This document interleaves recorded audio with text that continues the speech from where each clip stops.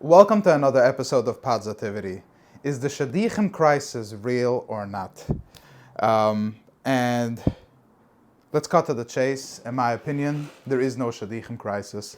Why should there be? There is more than enough Shadchunim, more than enough boys and girls, more than enough good people out there. I've seen the charts in the magazines. I've seen the articles about Shadchunim. I've heard the complaints about them. I've heard the lack that people have with calling Shadchunim, the fear. In my opinion, there is no crisis. There is no Shadichem crisis, and I'll tell you why. There's great boys, great girls out there. There is great Shadchunim out there, and I've spoken to so many Shadchunim. Each and every one of them are awesome. Maybe some are better, some are worse. They're awesome. There's great dating coaches. There is great people out there, people that really care. There is no Shadichem crisis. In my opinion, there is a lack of education crisis. And what I mean by that is three things. People, when we talk about the subject of Shadichem, people need to find themselves, number one. Number two, people need to know the meaning of marriage. And number three, people need to know how to treat a spouse. And let's try to break it down one by one, okay? When we say people need to find themselves when it comes to going into Shadichem, what does that mean? And this goes even if you're married already. So if you're married, you're listening in, enjoy. Who are you? What do you like? What's your purpose?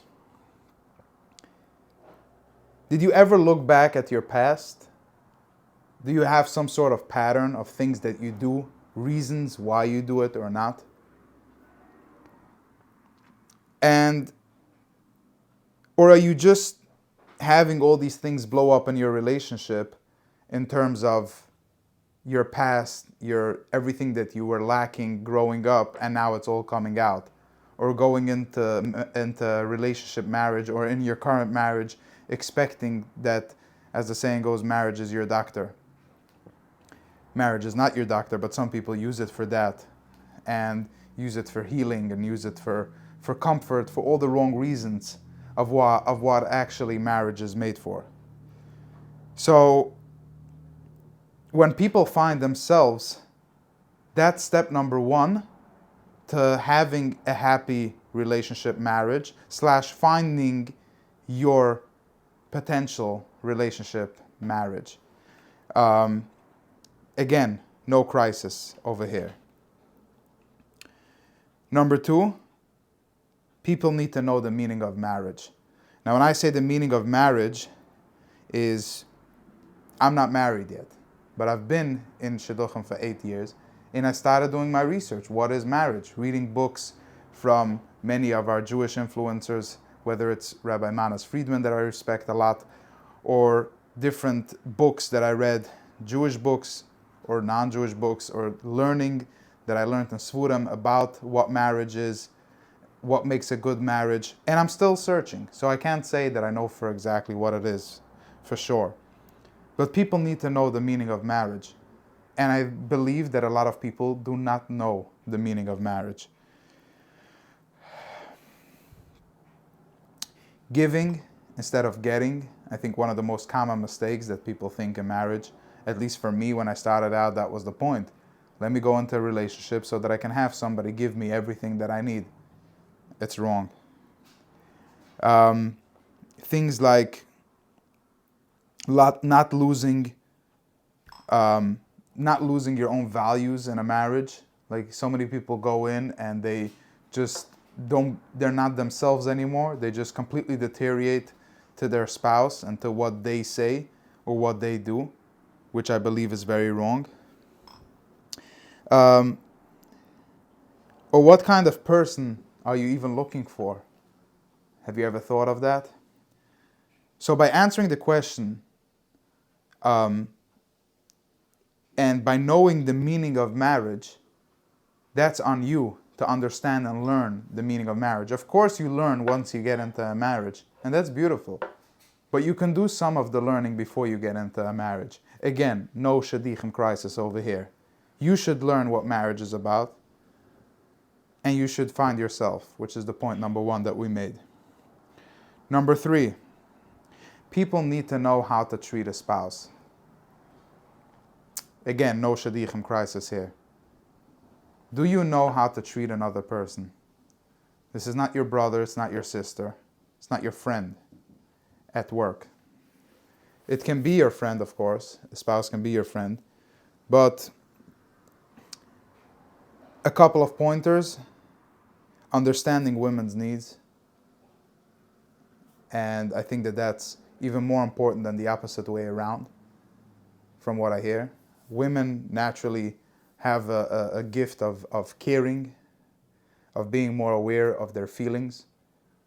They live more in their bodies, not so much in their heads, like men. And they do have a head start in this subject. But for many men, they have no idea what it is that a woman needs. And that's something that they can simply learn. Simply go get help or coaching for. Understanding and allowing growth. First of all, space, but also growth. Change. Accepting change. And of course, the unknown.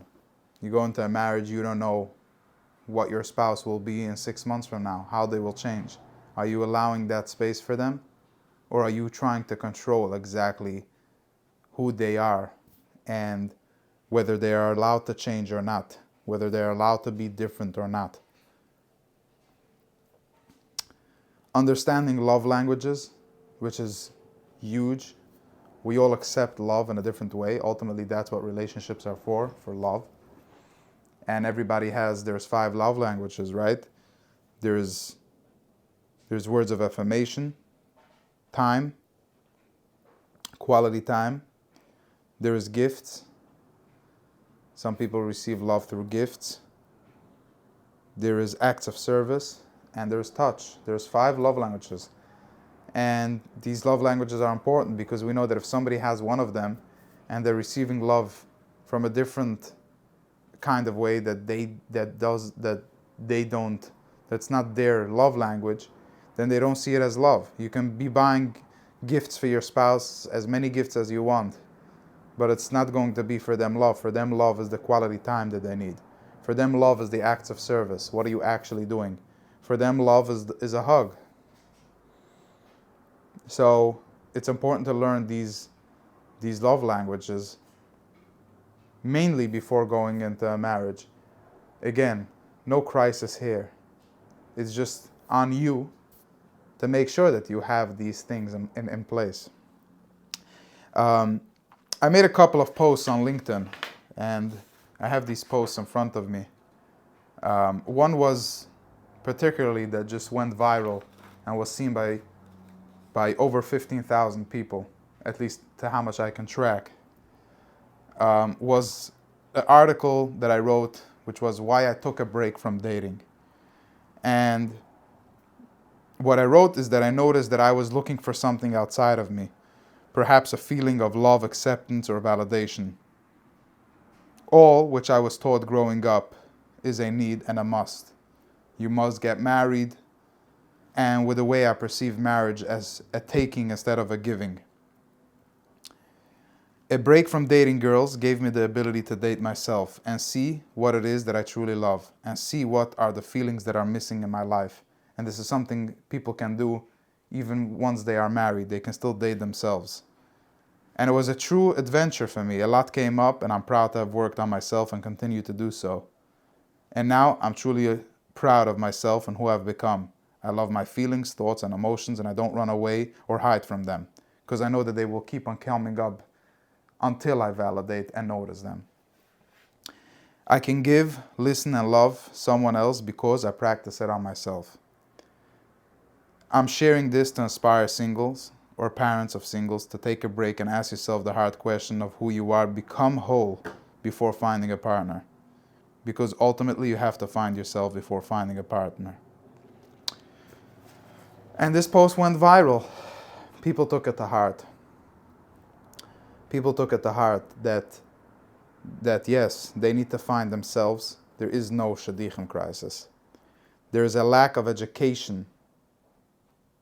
There's a lack of education crisis. There's a lack of education around shadichem, of, as I mentioned, who you have to become before you enter shadichem, and what the purpose and the meaning of marriage is. And there's enough people out there teaching us that will tell you, there's enough coaches, Hasidish, non-Hasidish, in every community, and for you to learn as well on how to treat a spouse so that you're ready for marriage.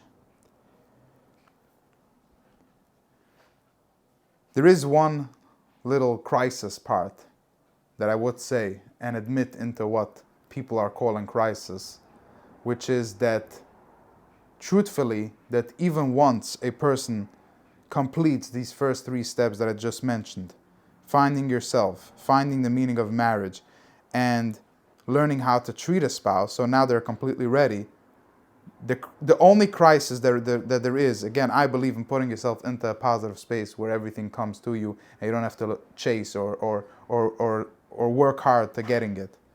But if I were to say that there is a crisis in terms of helping our brothers and sisters out, which is every one of us, and this goes if you're married or single, young or old, have you called up your friend? Not just about reading a shidduch. Have you just called a friend to randomly check on them, to ask them how they're doing? Or did you call them to read a shidduch? We all have friends. We all have friends in shidduchim. There's plenty of people out there. And I do believe that it's on our responsibility and just a mitzvah, a nice thing to do, to read a shidduch to somebody else. Just the thought, just the phone call, just the suggestion, just asking somebody for their resume and photo will give them light, will give them strength to go on another day, another week, another month in there if they have misery because of being single. So this is possibly a small crisis the way I see it. Because many people have worked on themselves. And they're looking to get into shadichem, but they don't know people. And again, they could be doing stuff. I'm not giving them an answer over here. There is steps that they can take, but you can make it a lot easier for them. And if we would have all of our brothers and sisters in mind and keep on trying ideas for them, I did already 3 ideas, and I continue to practice 10 minutes of shadichem every day. Every day I will think about what can work for which friend. Because of me, for me, not for them. It makes me feel good. So I hope that you can help your brothers and sisters and just give them the phone call. The shadichem, if you read it to them, if you have an idea for them or not, or if you ask them how they feel about it, doesn't have to be such a stigma. Just ask them, by the way, how are you dealing with being single? Because for some, it's a big problem. Some are married and they have a bigger problem. I'm not but the subject over here is about shidduchim. So I hope you take out something of value from this conversation. Please feel free to leave a comment, share, join the conversation so that we can see and learn from each other, so that we can bring awareness to people. And please share and rate the podcast or leave a like and subscribe. It really means a lot to me. Thank you for listening. Have a wonderful day.